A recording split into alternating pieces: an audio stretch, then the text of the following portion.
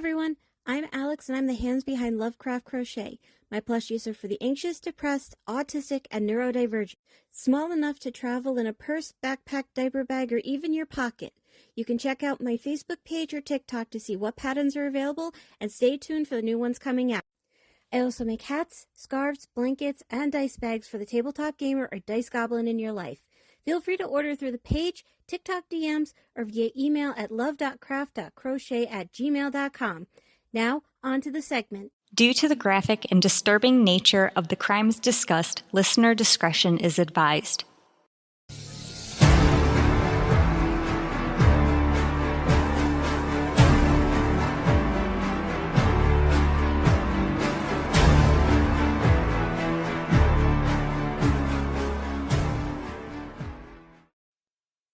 Most true stories end with an arrest, or a conviction, or unfortunately, sometimes nothing at all. But for victims, the story doesn't end there. This episode of Killing 15 Minutes is not about a single crime, or a single offender. It's about what happens after harm, and the systems, advocates, and individuals working to ensure victims are not erased once the headlines fade. Victims advocacy is a framework to help people. Advocates work inside hospitals, courtrooms, shelters, schools, nonprofits, for-profits, and in community organizations. The role is simple in theory, but undeniably complex in practice. They help victims understand their rights, navigate legal systems, access medical care, counseling, and housing. And sadly, they also help victims be believed. Advocacy exists because the justice system was never designed around victims' needs, and only ever seems to move further away from justice for the wronged parties. For someone who has experienced violence or exploitation, reporting is often portrayed as the first steps towards justice. In reality, it is often the beginning of a second trauma. Victims face repeated interviews, skepticism or blame, long delays, legal language they don't understand, pressures to remain silent, their previous history being brought up, their current outfits being brought up, discrimination because of their gender, race, religion, economic position, social standing, and general views of the world. Advocates exist to try and counterbalance that imbalance, and it is why social movements have become prominent to also assist in the advocacy for victims.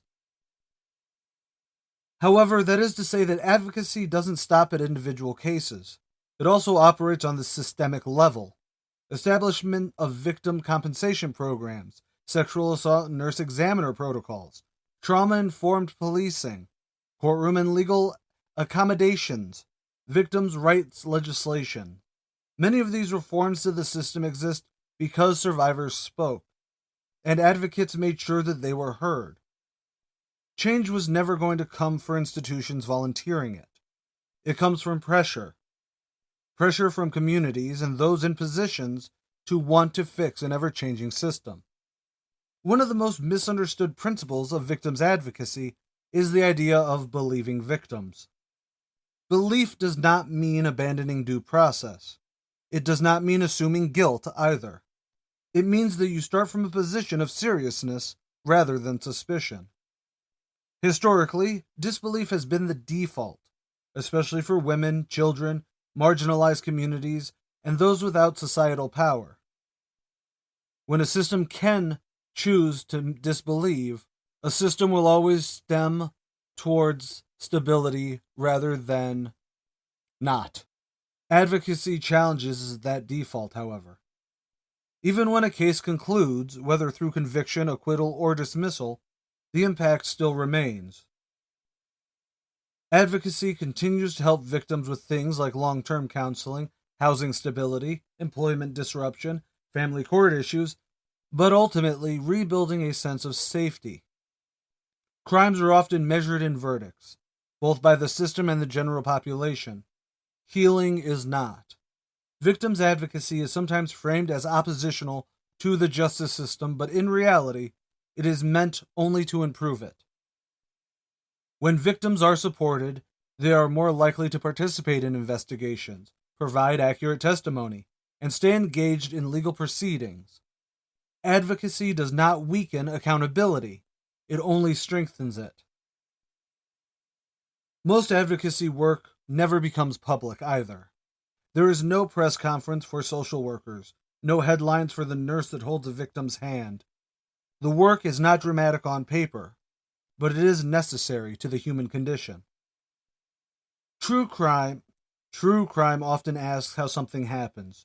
Even we here, on Killing 15 Minutes, generally get into the why, but victims' advocacy asks for something different. What happens next?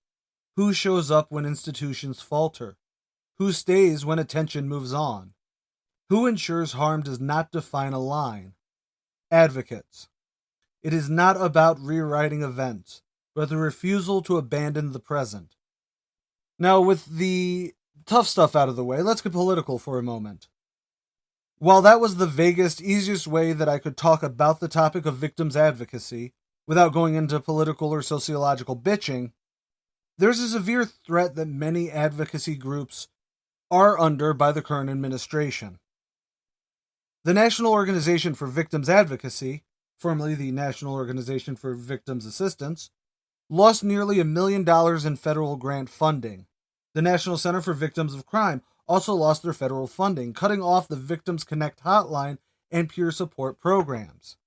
The DOJ cut most advocacy funding, which severely cripples operational capacity. It's only by the public being advocates for these programs and giving the pressure to the establishment that tries its best to bury victims that they still exist and still are able to function, even at a reduced capacity. Don't worry, we can also bitch about funding reductions on municipal levels too. It's not just the feds that fuck people over, like with New York City cutting Safe Horizons. So please, support your local neighborhood centers or even national advocacy groups like NOVA. Now that we got all the official stuff out of the way, let's talk a little bit more in depth. No one makes it to this part of the episode anyways, so fuck the system. I hate how people think advocacy is somehow a negative. It's because here's what I've noticed, at least on the mental health end of advocacy. Right. Okay. It because, yeah, I could say my mental health, abuses me, but it's not the same. But what I learned while being in the psych ward is that you need, as a victim or a person with mental illness, you need that support of saying you're not alone. Whether it's, one person, when you see one person a day, you see your caseworker every day, and they're like, you're not alone. You have the same orderlies every day. There was one guy, I think his name was Tony. He was like, what you in for? I tell him, and he goes, nah, you too pretty for that. So he was also a patient? No. He was orderly, but he was trying to make me laugh. Just looking at you makes me laugh, sissy. Yeah, but I got hair. Yes, okay, I shaved my head. You're supposed to be an advocate for bald people. I've never been an advocate for bald people. Especially me, I have a fucked up head. You have the Carrie fucking head. Your head is shaped just like Bompa's. But anyways. Big Bompa, I mean. But that's actually sort of exactly what I mean when, it's advocacy groups that... one of the things I wanted to complain about is the counter reaction to things like the Me Too movement. Social movements are still advocacy. Yes. Now, there are people who will use that advocacy for their own personal gain. Yes. And those are the people that generally get focused on because no one wants to have the discussion, hey, we treat women like shit in the Hollywood. Just as an example. We treat women like shit everywhere. But the Me Too movement was to show, and that's where I had to bring up that turning around and believing a victim is not the same as saying, oh, she's lying, or oh, he's a monster. A lot of people do generally go to that extreme. It's either, hey, he tried sexually assaulting me. No, he didn't. You're lying. Or, oh my God, I can't believe he did that. How dare he? Right. And that's where it becomes, all it truly means to be an advocate is take Take what they say seriously. Believe the victim does not mean throw out due process. No, here's the thing. It's treated like a murder. Okay? Do you blame the murder victim for getting themselves murdered because they were wearing sweats and a hoodie? Yes, actually some people have tried doing that because they're fucking stupid and monsters. You understand what I'm saying. I completely understand. It is one of those things where it is... treat it like the crime it is. Prove that it is a crime. Prove that it isn't just he said, she said. Right. If it's going to be he said, she said, send it to civil court and they figure the fuck out. Which is why Donald J. Trump is liable for sexual assault. And that's not including affidavits that name him. I'd like to also point out that O.J. Simpson was found liable, too, for the killing of Nicole Brown and Ron Goldman. But that's also where I think advocacy can become a slippery slope. I don't like bringing up slippery slopes, but again, with things like, who's advocating for the children? Actually, I was going to say we talk about that. That was on a live stream after we listened to If I Did It. That was that one. So we don't have that audio anymore. Yeah, no, I never did find that audio when I went looking. So, but it is a matter of, advocacy groups are the reason why, someone can now go and be like, hey, he did in fact rape me at this time. Well, it's not a criminal thing because we couldn't prove it, beyond a shadow of a doubt. And that's why I think a lot of people have advocated against civil liability, because it is a way for them to avoid consequence. Yeah. You know what I mean? It's hey, why couldn't they get a criminal charge out of it? Well, because in a civil suit, you can bring in evidence that you cannot use in a criminal suit. There is why. Why did OJ had to pay out? Pay out. Oh my God, did he have to pay out? Epstein. Weinstein. Weinstein. This is going to be one for just the anime people. Vic Mignola, I think is his last name. He has been a known predator at cons. He was a voice actor for anime. He was a dubber. He voice acted for anime in the U.S. and he was a known creep at comic conventions. Okay. So much so that even before any charges against him happened, everyone who worked at con had pretty much this is what we have to do to, keep people safe. Yeah. He was a protocol before he was ever criminally charged. Now, on a criminal level, the courts were not able to, there wasn't enough evidence to state, yes, he raped someone. But there was also enough evidence that that Vic had to pay the people he kept suing for defamation afterwards. Which, spoiler alert, if the courts are going, hey, there's not enough to charge you, but you are still on the line for $30,000 in legal fees for the defense or for the press, whoever the hell is for. It's not official. I don't think defense and prosecution. I think it's the complainant and the complainter or complaintee, something like that. But if the courts turn around and go, you're paying for the person you just sued's legal fees, that is not a we found you totally innocent. No, that is not a win for you, boo. But a lot of people will defend Vic because he voiced Alphonse who's the fucking brother from Full Metal Alchemist? Not Alphonse, Elric. No, no, it's the small one. Yeah, the Full Metal Alchemist. He voiced him. So a lot of people had a personal connect. Like it became, people started advocating that he couldn't do that. He wouldn't do that. Just because they were bringing their own personal shit in. Right. But in doing so, they also did the number one thing where it's like, well, they're all lying. I'm going to tell you a secret. Another secret. This is a big secret. One person coming forward, maybe could be not necessarily a lie. It could be they regret having sex, or but then again, I'm muddying this here. If you have everyone who's ever worked a con going, yeah, we had protocols to, he was a known predator at that time. All of us knew it's not a secret. And you have people going, yes, when I was wearing, my skimpy ass cosplay, he kept saddling up to the bar next to me trying to touch me.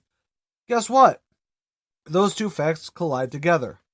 Diddy, R. Kelly. Diddy, R. Kelly, Epstein, Trump, Cosby. It becomes Cosby's iffy on the fact of how long it's been. No, the problem with that is that, again, it was a lot of people went, no, he can't be that way, because I remember Dr. Huxtable. Oh yeah, see, no, mine was I didn't understand. I couldn't, understand how after so many years they tried a criminal case with no evidence, and then tried it 3 more times, adding people to it. But that's just me on how it was handled. Well, and I think that's also on the evidence, on the trial side, on the criminal side, how it was handled based on charges. What I'm able to see. Yeah. We haven't done a deep dive, like you haven't done a deep dive into it, because there are certain things that I'm not saying he's not guilty. I'm not saying he's not a sex offender. I'm not saying that. I'm saying how it went down was kind of dirty. Like I said, I think it's because you and I also we didn't deep dive. Right. We only saw how the headlines and whatever articles came up. So we were only getting fragments of it. True. It could have been one case that was going since 1990s. Right. You're right. I'm not. It's sort of like the Manson family. Correct. Or, again, with OJ, where you have years-long investigations, or even Epstein. Epstein was long. Was years-long investigation that was not talked about. Well, and even after now that everything's come out, well, was supposed to come out 34 days ago, as of time of recording. So, 90 days later. Yeah, so this is gonna be in April. So, yeah. So hopefully by now, in the present. Because past AJ and I are saying that the Epstein files have not been released as of January 21st, 2026. Okay? So, in March, if they have been released, celebrate with us on our Facebook at Carry On Productions, or on Twitter at Carry On Prod, or our Patreon at Carry On Productions. You can also hit us up at buymeacoffee.com at Carry On Productions. You can send us an email at carryonprod@gmail.com. What'd I forget? YouTube. And don't forget to visit our YouTube. That would be the Killing 15 Minutes YouTube, or the Carry On Production YouTube, which is going to be where we have Randomly and Blinking and all of our shows that are not active. I wouldn't say active, long running, I think would be a better thing, because Mything is going to be out and about for a while. We've got a couple new ones coming that are also going to have their own channels. Yeah. Carry On Production is the catch-all for everything. However, to finish this off, hate for victims. Support structures that support people. The establishment does not want to change. It will never want to change. Okay? Believe victims, not in that they are telling 100% the truth. I'm not saying that they're lying. I'm just saying take what they say in the serious way it is. And that does not mean that you need to turn around and be like, okay, so the person they're accusing is, because there are certain very big, cases that they were misinformed, they were lying or stuff like that. But that doesn't happen as much as neckbeards online want you to think. Why? Because they want to justify their own mindset. But we're not talking about the incels today. Just advocate for people because humans are people. Simple as that. People are people. Don't eat people. Sorry. Soylent Green just went through my head. I'm AJ Carey. I'm Sam Rossi. Later, y'all.